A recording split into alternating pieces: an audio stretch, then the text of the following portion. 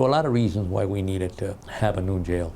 We provide the facilities for the local, the state, and the federal agents. Any arrests that are made by the federal agents at the ports of entry or by DEA or ICE or Border Patrol, they will, in most cases, come into our jail. And one of the concerns and complaints has always been, you know, we're paying taxes here. For a long time, we were holding the majority of the prisoners that were being held in the county jail were from Mexico. A lot of them were undocumented, coming over and committing, you know, mostly property crimes. But they were still a burden, a financial burden on the county and the city as well. So there was always that, how come Mexico doesn't pay for all of this?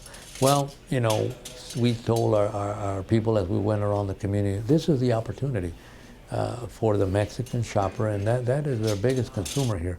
That is their biggest influx of revenue that comes in from the Mexican shopper.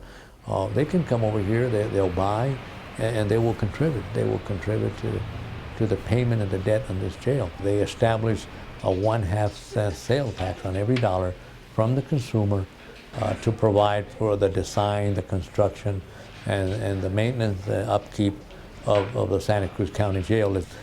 We also have entered into a contract with the U.S. Marshal because we don't have the local population to be able to really maintain a 372-bed facility.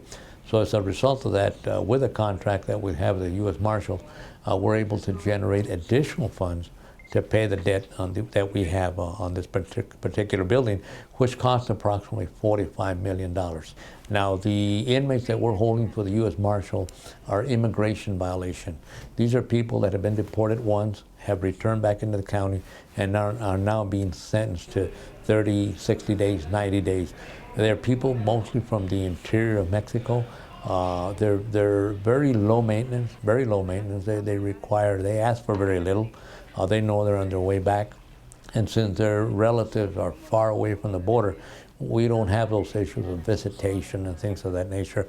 We work closely with the Mexican consulate, however, because they do have needs and they do have questions about when they're going to be released and what's going to happen to them. So our relationships are good.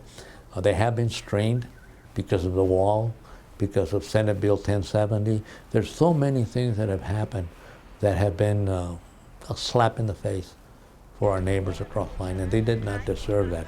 We are joined at the hip with Mexico. I don't care what you do, you cannot separate. There's a lot of goods that are coming through this community, a lot of tourism, but a lot of good, positive things that are happening here along the border. But unfortunately, inland, when you're talking about Phoenix, that's a different animal up there. I think they're very out of touch with what's really, really happening along the border community and the contributions that we provide to each other.